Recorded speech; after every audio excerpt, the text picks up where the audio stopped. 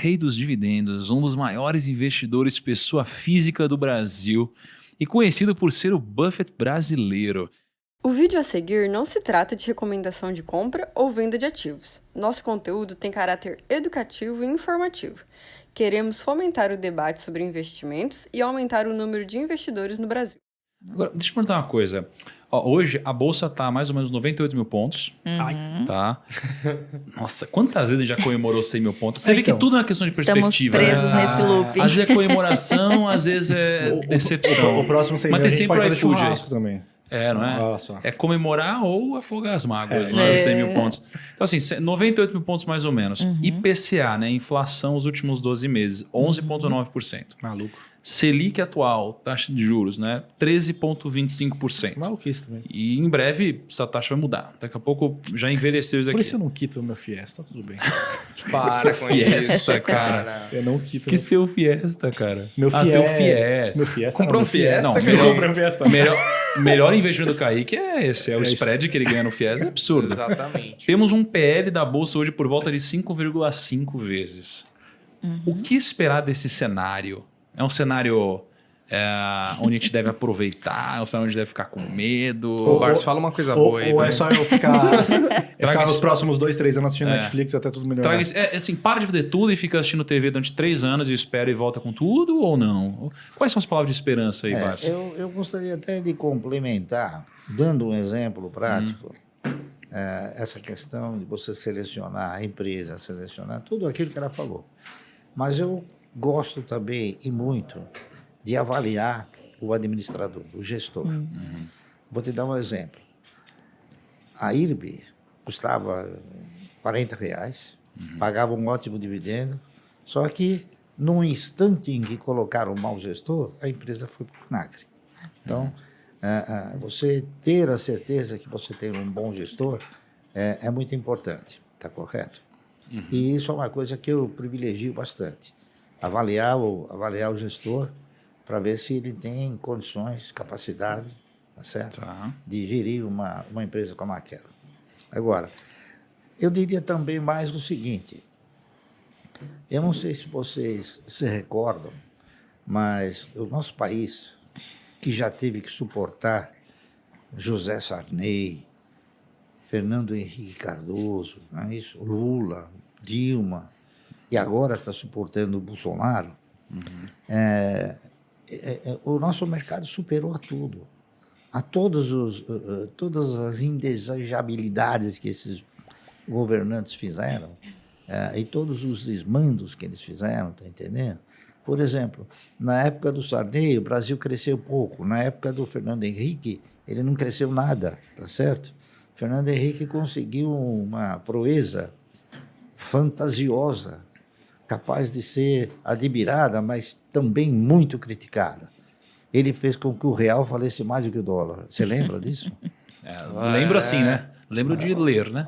Não, mas o dólar, o real valia mais do que o dólar. Então, nessa época, eu lembro que era a época mais gostosa para ir para Disney, né? Porque você ia lá e se endividar no cartão de crédito era um investimento, né, cara? Porque era 1 para 1, cara. Acho que teve. E era tudo mais barato. Não, Tiveram Fora. 2 períodos. Esse período aí Não, depois. não era 1 para 1. O real valia mais do que o dólar. O real valia R$1 e o dólar valia 85 centavos de real. Tem aquele print do Isso é Jornal loucura. Nacional famoso que corre pela internet, né? Falando da cotação do dólar, 83 centavos, um negócio verdade. assim. Mas então o que acontece? Isso era uma fantasia. Nós chegamos a essa situação exatamente porque houve um exagero na conversão da moeda. Tá certo? O Fernando Henrique, o Sarney, por exemplo, o Sarney ele teve inúmeras conversões, não é isso? De 1.000 para uma, de 1.000 para uma, de 1.000 para uma. Bugou a cabeça de todo mundo. Mas foram assim com um intervalo de tempo. O Fernando Henrique não. Ele teve uma em dezembro de 1.000 por uma e em junho ele teve uma de 2,76 por um. Então enxugou a moeda. Tá entendendo? Aquilo foi uma fantasia também, para mostrar que era um bom governo, mas por isso é que você tem que analisar o gestor, tá entendendo? E seus atos, evidentemente, não é? Então eu diria a você o seguinte, num determinado período da história, nós tivemos a conscientização de que todas as empresas, elas fariam, no final do ano, uma correção do ativo imobilizado. E essa correção do ativo imobilizado ela era incorporada ao patrimônio da empresa e, consequentemente, ao capital. Então, quando as empresas ainda detinham o valor nominal 1, todas elas eram obrigadas a dar uma bonificação em novas ações.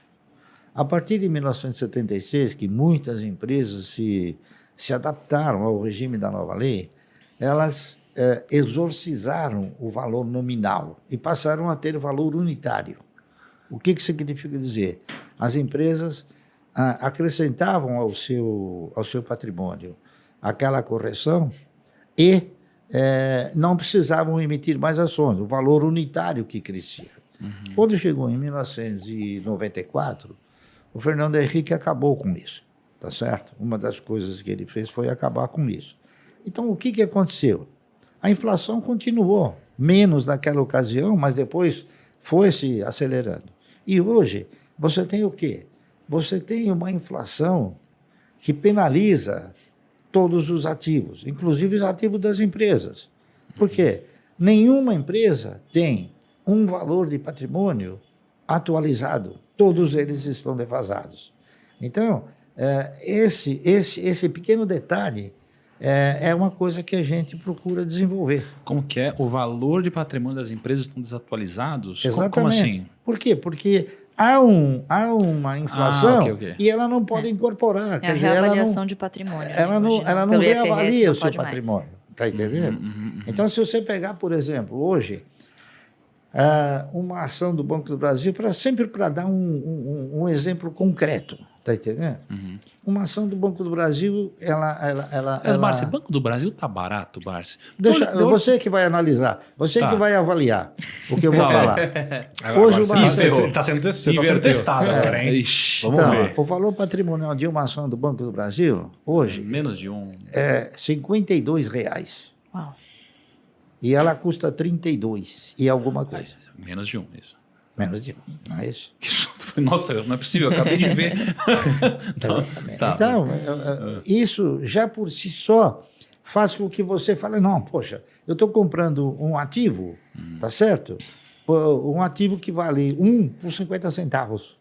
Então, isso por si só já te oferece uma certa perspectiva de risco. Quer dizer, você fala, pô, comprar isso aí não tem, ou tem pouco risco, tá entendendo? Ou nenhum risco, entende?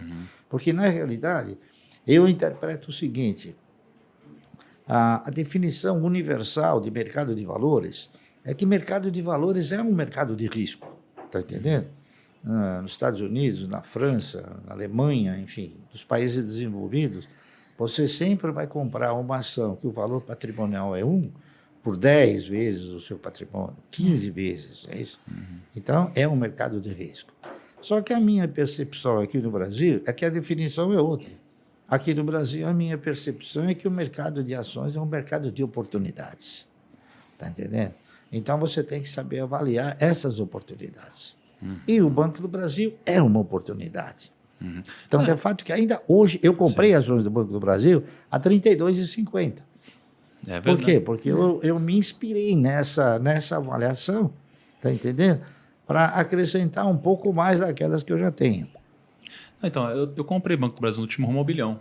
Sim. No último Romobilhão eu comprei Banco do Brasil, porque, cara, tava com pele de 4. Pele de 4. 4 vezes. Significa que, cara, em 4 anos, o que eu paguei volta através do lucro. Né? É assim, Exatamente. obviamente tem um risco aqui, mas, cara, pele de 4 tem muita proteção, que tem muito preço que pode cair, né, cara? E o ROI melhorou muito, né? De 13 para 17. Isso, exato. Eu senti. 17, e é um dos maiores dos bancos, inclusive, 17. Top 10 Olha, mundo. O Banco do Brasil é o banco que maior dividendo paga. Olha aí. Tá entendendo? Eu fiz recentemente um trabalho fazendo um comparativo. Banco do Brasil, Banco Itaú, Banco Bradesco e Banco Santander. O melhor pagador de dividendos é o Banco do Brasil. O segundo melhor pagador é o Santander. Santander. Por quê? Aí a pergunta. Por quê? Porque são empresas que elas não aumentaram demais a sua base acionária, como aconteceu com o Itaú.